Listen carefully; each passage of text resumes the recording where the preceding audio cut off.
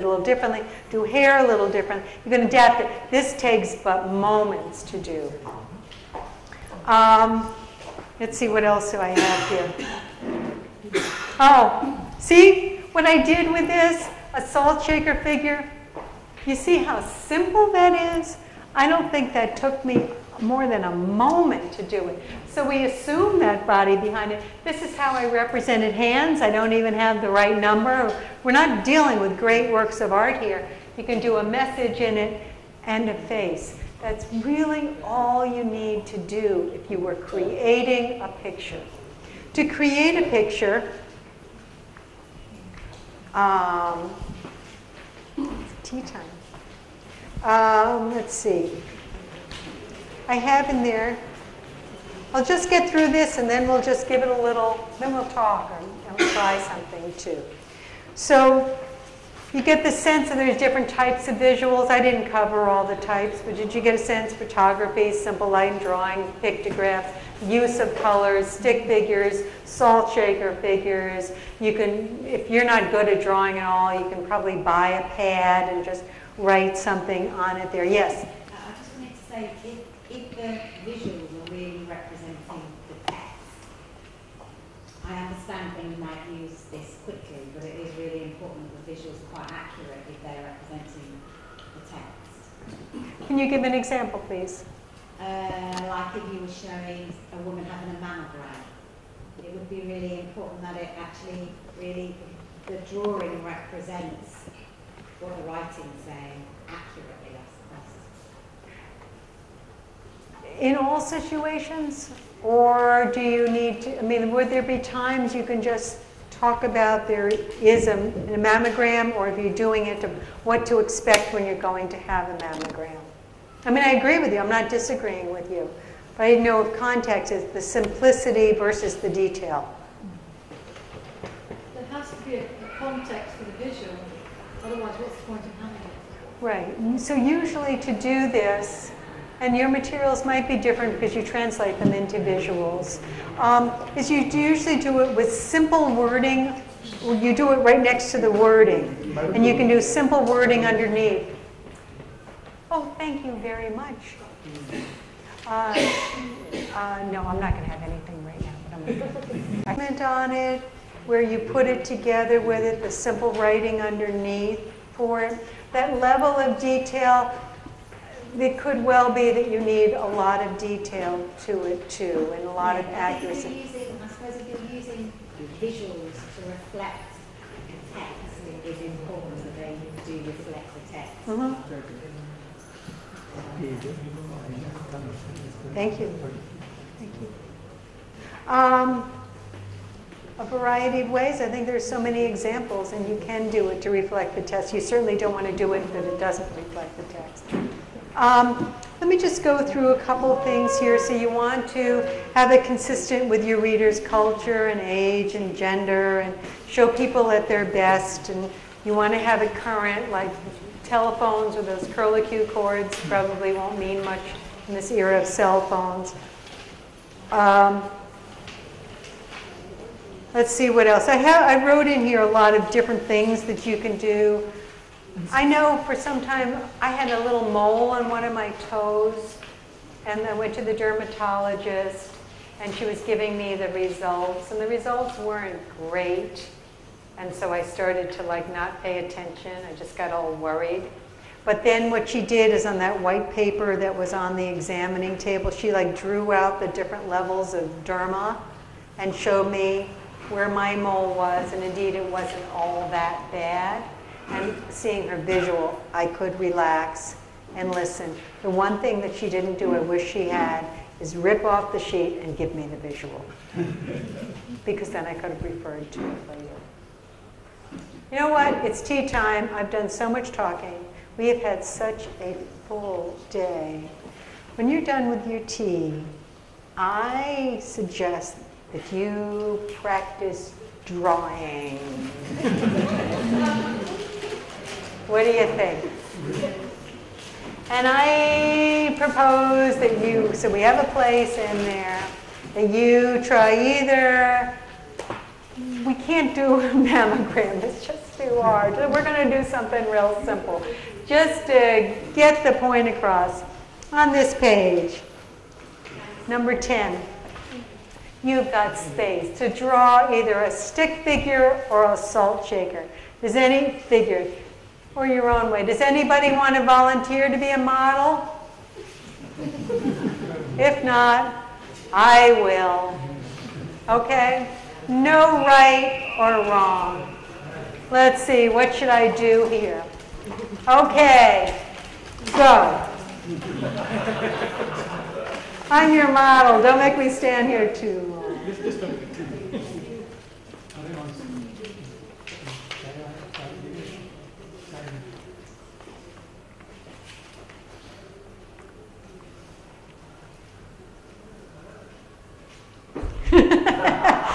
You're laughing. How do you think I feel?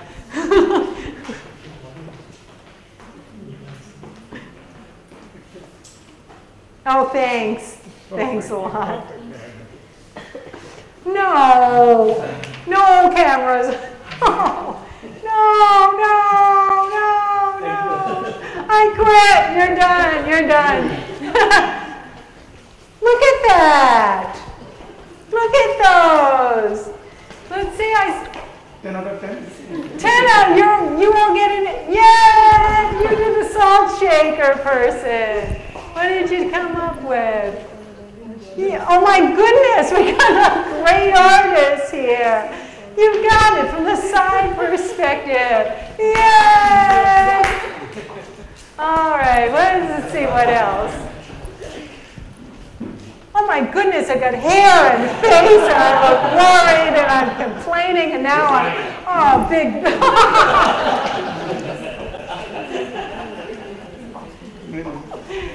What's the point in trying this?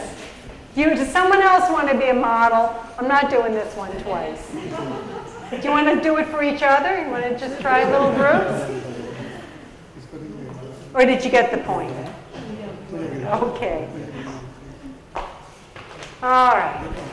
Oh, you're such good sports. Thank you. We talked about plain language. Talked a little bit about metaphors, stories, and drawing pictures. Knowing what you know. What do you think you'll do with all this information?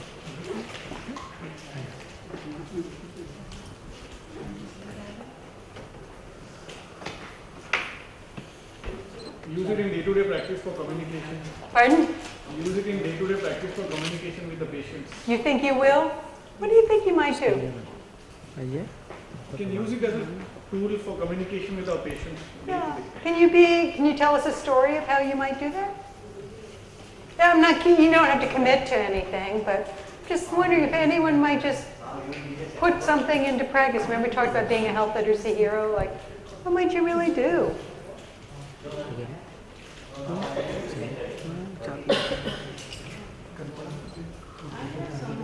Yes? Okay, can you just speak a little bit louder, please? I have someone who is not literate and his son has just been diagnosed with juvenile diabetes. Okay. And I had to explain to him what the doctor said to do because the doctor didn't give him enough knowledge about it. So it was quite difficult because how to use the syringe. And so I got the real plastic syringe. And Excuse me. because that would be easier, to have it visual aid. And that's how it was. And then we tried it on a piece of sponge, to show exactly. And it was so clear to him how much to push into the skin because I did it on the sponge, And he was managing very well. So I didn't have to speak much, but with that visual aid, I could manage. A visual aid and a tactile aid and practice too. Wonderful. And do it on the sponges so that you would get the right depth. And what a difference that makes in everybody's life to do that. How long did it take you to do that teaching? Yeah, it took a while. Did it? Not really long. It was hardly about half an hour, 45 minutes. But then he kept coming the next day because he wasn't sure. And unfortunately, he's also a mute. So he had to explain to me what his problem was. Being mute, it's so difficult, you know.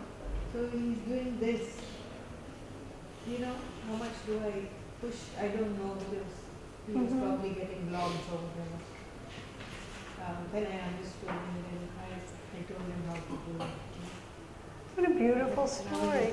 You know, I must say one thing. I don't think a doctor would ever have the time or the energy or the inclination or the desire to do anything. And I think it just emphasizes the fact that ordinary lay people, ordinary, extraordinary, however you think of yourself, actually have so many opportunities. We're so privileged.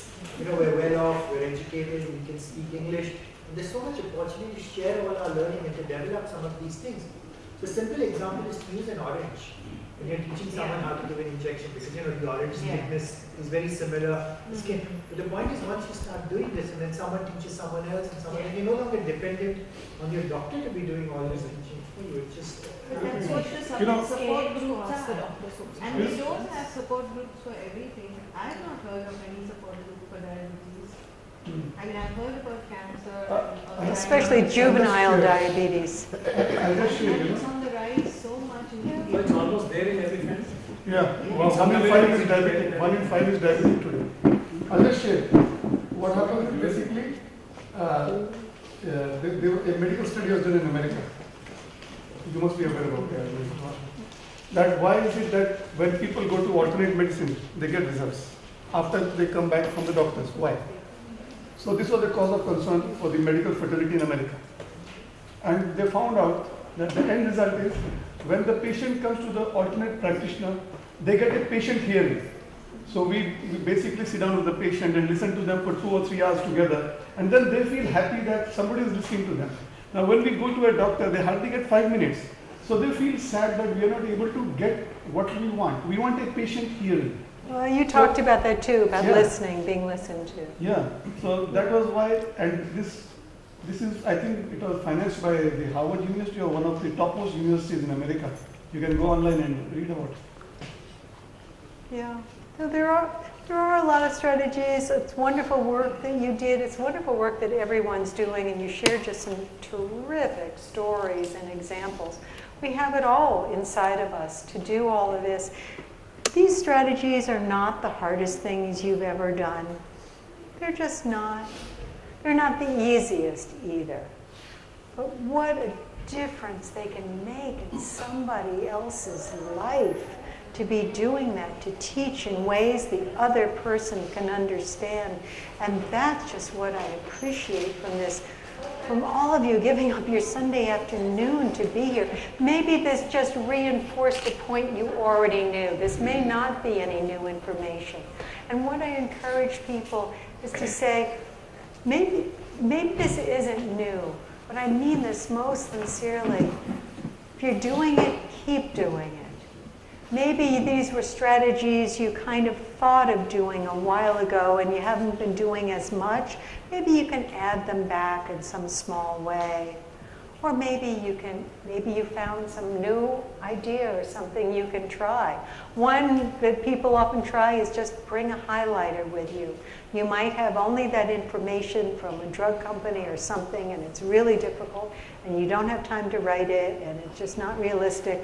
But maybe with a highlighter, you can just put out that need-to-know information relevant for that person. Each of us can make a difference. And together, we can make a big difference. So I thank you so much for being here. If I can help in any other way, you have my contact information. The back of your handout has a lot of resources, and resource leads to others.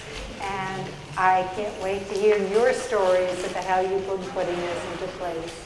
So thank you so much. Thank you very much.